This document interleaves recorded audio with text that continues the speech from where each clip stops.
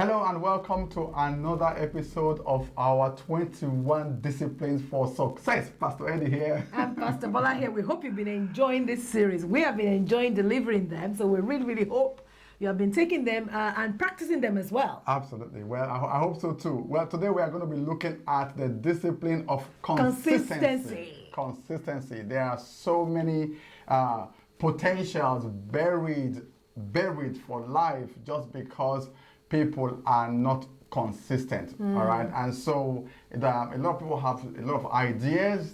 You know, I mean, sometimes I feel as if ideas are overrated, to be very honest. But people have a lot of ideas. But sometimes it's not the amount of ideas you have; it's how many. Which of these ideas can you start from A and take to Z? You know, how many of these ideas can you really start and complete? And so today we're going to be sharing with you, things that will help you overcome consistency. Yeah. Consistency problems. Yes. It's to overcome inconsistency. Yes, absolutely. Starting is never the problem. Whether you deliver on the project to come to the end is a real big thing. Yeah. And that is because somewhere along the line, you lose all the zeal along the way because of inconsistency. So how many projects have you started, abandoned, dropped halfway? We're going to talk about a few things that will help you pick them up and follow them through. Yeah. Number one, make sure you commit. All right. The Bible says that how many of you will want to build a strong tower and will not first of all sit down and count the cost? So you really want to. I think that most people fail to be consistent because they just don't know what's involved. All right. So you want to sit down and count the cost, and then so you know what you are actually committing yourself to. Absolutely. Have you got the time? Have you got the money? Have you got whatever it takes to build whatever it is you are about to start? Yeah. So make sure you commit. Know what's involved before you commit. And once you know what's involved, like they always say, know your why. All right? Knowing your why helps you commit. Okay, yes. So make sure you know what's involved. Yeah. Also, make sure that you focus on one thing at a time. The greatest problem that many of us have is divided attention. We have so many things that we're trying to do, so many ideas. You've started one, and all of a sudden another one comes to mind, and before you know, you don't follow anything through. I once read a statement that says, stick to an idea until the idea sticks to you. So stick to one thing until that one thing sticks to you and you deliver on it. Yes. So focus. Yeah. Focus is a big thing. If you want to develop consistency, you have to learn to focus, which is take your eyes away from every other thing that looks good or looks shiny on the surface and focus on that one idea, that one thing, and like Pastor Eddie said earlier, follow it through to the end. Yeah, like they always say, keep the main thing the main thing. And for so many people, they have so many main things.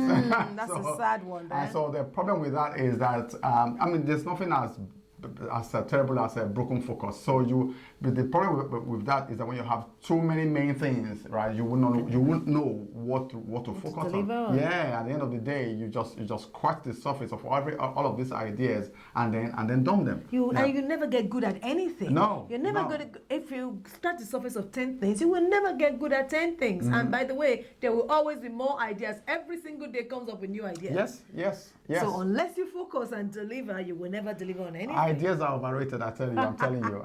Ideas are good, but they're not all yours to apply. Yes.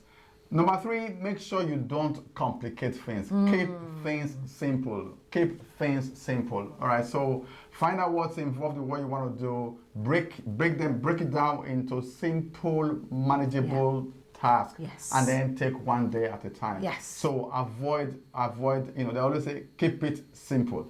All right. The simpler it is, the easier it is for you to commit, the easier it is for you to focus, the easier it is for you to go through the rigor of doing whatever it is you want to do. So make sure you keep it extremely simple. Yes. I also want to add that make sure you focus more on efficiency than creativity. The problem of creativity is this. Halfway through, you just started the project, say, I can tweak it and make it better this way. Rather than focusing on efficiency and getting this same routine better and getting good at this routine and getting better at this routine, you are constantly trying to tweak. Every time you tweak, you take the project far away from where it started because it will never deliver. Yeah, sometimes you find that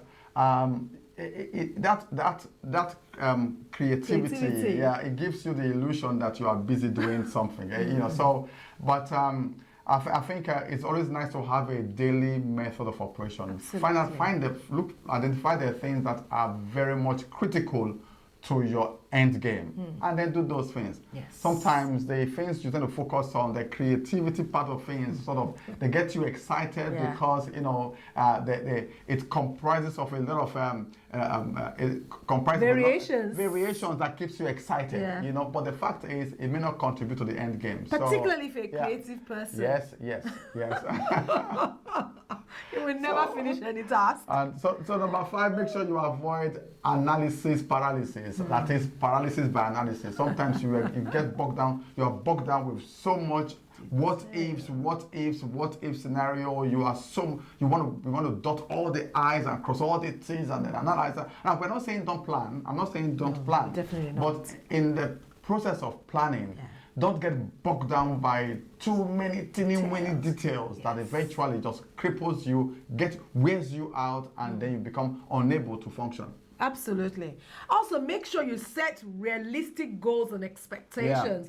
Sometimes we think, oh, I can deliver on this idea in a week, but it's not realistic. So you get discouraged along the way. Set realistic goals, set realistic expectations, and then you start walking your way slowly, step by step towards it consistently. Yes, I mean, like you find someone. So, for example, if this is in business, right? Yeah, you have never made £1,000 or $1,000 in a month, but you know, in your business, but you want to make it $1 million or £1 million. You know, so it's a little bit why it's good for vision, but it may be unrealistic. Make sure you set goals that are easily achievable, and I always say go for low-hanging fruits. Absolutely. Yeah, set the goals that represent low-hanging fruits. So what that does is that it tells your brain that you are winning. It tells your brain that you are succeeding. So you then internally generate your own motivation because success motivates. Yes. So make sure you set manageable goals, realistic goals, and that are low-hanging fruits. Yes. And so number 7, make sure you pace yourself. Pace yourself. And the reason why it's important to pace yourself is to avoid burnout. Yeah. You know, I don't like running. You know, I really detest running. I decided to pick up running just for the purpose of fitness. And then my idea of running was to do like a 100-meter dash. You know, I mean, as good as that was the first day, by the end of the sort of 4th day, so I want to be doing a 100-meter. I want to be running like 2-3 miles a day. But I was sprinting. You know, I wasn't pacing myself. So did it the first time. And then second day, by the end of the 4th or 5th day, you know, I just give up the whole thing. You know, so make sure you pace give yourself a lot of credit. He has picked it up again, and he still runs, you know, quite a number of times a week now. Yes, so I do now, but not at the pace. You know, so now I pace myself. You know, now I don't do it every day. You know, when I started out, my goal was that, you know what, I'm going to run 2 miles, 3 miles every day. You know. And then I'll just come out of my house and then just start running like my head is on fire. Now that's not sustainable for someone who has never run his entire life. You know, so make sure you pace yourself to avoid burnout. All right. Yeah, good.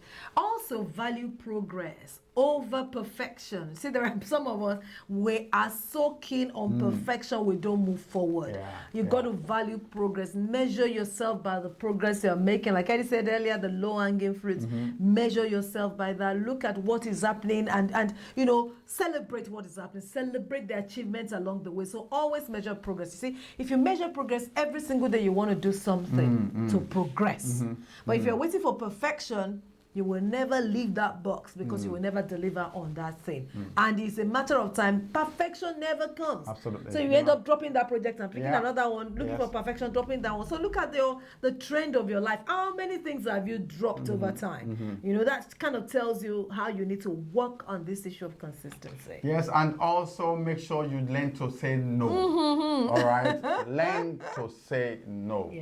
Because your friend is succeeding at something does not mean you can jump on that bandwagon.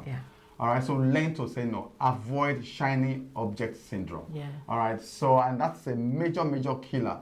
All right, so that's the reason why where people cannot, they cannot just focus on only one thing. Yeah, because they just cannot say no, you know. So today somebody pitches you with a great idea, wow, you jump, or you see somebody do something, you think, I can do better. I can do that, you know, and then bang, you jump on it. But the fact is that you may not have the grace to do it as efficiently as your friend is doing it. Yeah. So just learn to say no. Stay on your own track. All right. Yeah. In fact, I remember very clearly years and years ago, a young lady I met in my workplace said she was going to therapy. She went through a very rough time, and the therapist spent a lot of time teaching her how to say no without feeling sorry. I thought, oh, that is easy, isn't it? Of course, you say no. Yeah. But I realized when people start committing and overcommitting themselves to everything and everything else around them, be it because someone has invited you or because you think I can, you realize that you say yes to so many things and you never deliver on any. Absolutely. You say yes to a lot of things, and then also because you can't say no to the people who are pitching you one thing or the other. So learn to say no. Yes. Also, you know, this is a big one. You must learn to forgive yourself for your inconsistencies of the past and pick yourself up and start working on the things that we have said today. I remember a short while ago, I was talking to a particular gentleman, and I said to him, I've realized over the years that there are so many things you have been inconsistent at. I said, well, the point is not to accuse. The point is to tell you, sit down and re-strategize and get consistent, because it's never too late to get consistent in life. Pick one project today and then go through the steps that we have identified today, and you realize you'll be able to deliver on them. Yes, and you want to just make sure that you prioritize things, because sometimes I know that we're not saying throw away a good opportunity, but you know what, this opportunity may be good, but it may not be for now. Absolutely. All right, so have a journal, have a list of the things you would love to do, prioritize them on a scale of 1 to 10, and then start focusing on one. So rather than doing 100 miles wide, 1 inch deep, try and do 1 inch wide, 100 miles deep. Yes. All right, so that way you know you measure yourself by results and not just measure yourself by how many projects you have started. You know, by the end of the day, you find that in fact you start with a lot of projects, but none of them made it to the finish line. And nobody pays for half-done projects. No, Nobody pays for that. Yeah, yes. You know, our spiritual father said, consistency is the rule of this game. Life's about consistency. If you ever matter in life or be successful in life,